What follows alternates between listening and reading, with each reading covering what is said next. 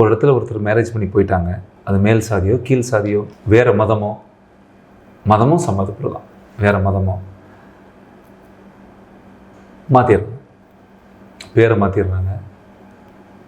In fact ஒரு சாதியாக இருந்தால் இவனுடைய சாதி. இப்போது இதில் என்ன ஒரு விஷயம், எனக்கு கேள்வி தான், எனக்கும் உங்களை மாதிரி ஒரு கேள்வி தான், எனக்கு இது தோணிகிட்டே இருக்கும். என்ன விஷயம்னா, இந்த போராட்டம், இந்த நம்முடைய இவங்கெல்லாம் ஒரு காதல் கல்யாணத்தை ஒரு பொண்ணு எடுத்துகிட்டு போய் இது பண்ணணுங்கிறதே இவர்களுடைய சாதி மாற்றணுங்கிறது ஒரு வெறி இருக்குதா இல்லையாங்கிறது ஒரு கேள்வி. இனி ஒரு கேள்வி, இந்த சாதிய வம்சத்துக்கு ஒரு முற்றுப்புள்ளி வைக்கணுன்ற கவனமாகிறது ஒரு கேள்வி. இப்போ நீங்கள் உங்களுக்கு ஒரு அடையாளம் இருக்கும், இன்னார் குடும்பம் இன்னார் பொண்ணும்பீங்க. இப்போ இன்னார் பொண்ணு இன்னார் பொண்ணுங்கிறதுக்கான ஒரு வம்சம் இருக்கும். அப்போ உங்கள் வம்சத்துக்கு ஒரு முற்றுப்புள்ளி அங்கே ஒன்று. அதுவும் ஒரே பெண்ணா இருந்தா அந்த வம்சம் அப்படிங்கிறது ஆமா நீங்க சொல்ற மாதிரி மாறுதான் செய்யும். அவ்வளோ முடிஞ்சு. அதோட அப்பா அம்மா கோயிலில் தான் நிற்கணும்.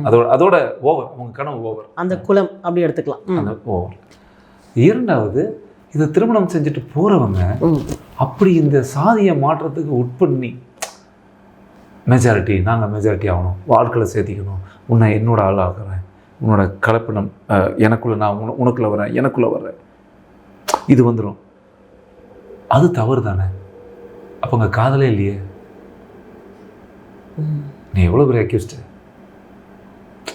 நான் சொல்கிறது இல்லைங்க, நான் சாதி மதமே பார்க்கலன்னா நான் பொண்ணு உன்னை நம்பி பழகினாடா. டே, நீ என்னைக்காவது உன் சுயசாதியை சொல்லி லவ் பண்ணியிருப்பியா? சரி, ஆனால் அது உண்மையான காதலாக தான் நானும் நீங்களும் மனசார நம்ம என்ன சொல்கிறோம், சூப்பர்ப்பா, அடடா இந்த தம்பி இவ்வளோ ஏழ்மையில் இருந்தவங்க இந்த பொண்ணை காப்பாற்றிருக்கிறேன்னு நம்ம எவ்வளோ பாராட்டுறோம் நம்ம. ஆனால் அதே நேரத்தில் நீ அதுக்கு தான் பண்ணியிருக்கிறேன்னு தோணுனா அது எவ்வளோ பெரிய குற்றம். அதில் நீ வெற்றி அடையும் பொழுது அந்த காதல் தோத்துருது. அதனால தான் 90 நாள் கழிச்சு நீ உன் இலக்கு அவன் மனைவி அடைவதில்லை, இதை அழிக்கிறது. இந்த கலாச்சாரத்தை, ஒரு கலாச்சாரம் அழிஞ்சிடுறதில்லை. ஒரு அப்பா அம்மா இறந்தா அந்த கலாச்சாரம் போயிடும்.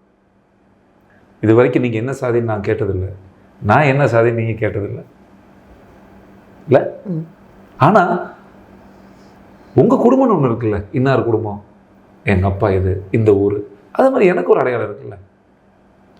அப்போ இந்த அப்பா அம்மா, இந்த வேறு, இந்த கருவை நீங்கள் அழிச்சிட்டு அந்த வம்சத்துக்கு முற்றுப்புள்ளி வைக்கும் பொழுது அது கலாச்சார சீரழிவு தானே.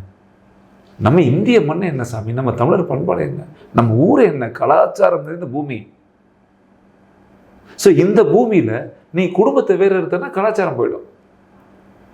இது விவசாயத்துக்கு கொல்லி வச்ச மாதிரி, உரம் எடுத்து கொண்ட மாதிரி, ஹைபிரிட் கொண்டு வந்த மாதிரி உங்களை அறியாமல் ஒரு கலப்பு வந்துக்கிட்டே இருக்கும். அது எல்லாமே கலாச்சார சீரழிவு தான். மரத்தில் வந்தீங்க, பயிரில் வந்தீங்க, நெல்லில் வந்தீங்க, விவசாயம் முடிஞ்சிருச்சு, இப்போ பொண்ணு உலகத்தில் வருவீங்க, ஒன்றுனா போயிட்டே தான் இருக்குது. ஸோ இதை பாதுகாக்கப்பட வேண்டியது நம்மளுடைய விழிப்புணர்வு. நான் என்ன சொல்கிறேன், உன்னுடைய காதலோ உன்னுடைய கருமாந்திரம் கத்திரிக்காயோ அந்த பொண்ணை கஷ்டப்படுத்தி காப்பாற்றுறேன்னு சொன்னால், ஏன் உன்னுடைய காதல் இந்த உதயம் தேட்டருக்கு முன்னாடி இந்த தெருவில் நிற்கிற எத்தனையோ பெண்கள் இந்த காரில் ஷாம்பல் அடிச்சுட்டு துடைப்பாங்க இல்லையா, வைப்பர் வச்சு, கல்யாணம் பண்ண நான் மாதம் நான் வீட்டு வர தரேன், புரட்சிகரமான கல்யாணம், தமிழகமே விட்டுணும். கண்டடா ஒரு பையன் வந்து ஒரு பெண்ணை கல்யாணம் பண்ணி இருக்கிறான்டா, செமையான விஷயம் இல்லை, எல்லாருமே பாராட்டுவாங்க. தங்க இது இது ஒரு பெரிய அங்கீகாரம் கிடைக்கும். ஆனால் அந்த காதல் அங்கெல்லாம் மலராது.